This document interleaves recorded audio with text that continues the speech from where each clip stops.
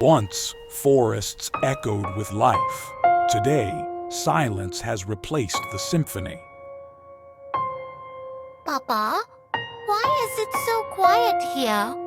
The forest used to sing. Every minute, forests the size of 27 football fields vanish from Earth, and with them, the voices of those who once called it home.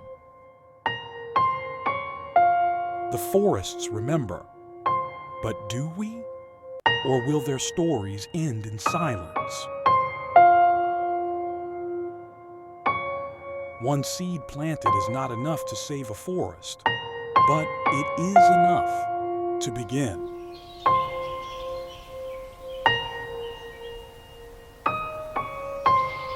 The question is not whether the earth can survive without us, but whether we can survive without her.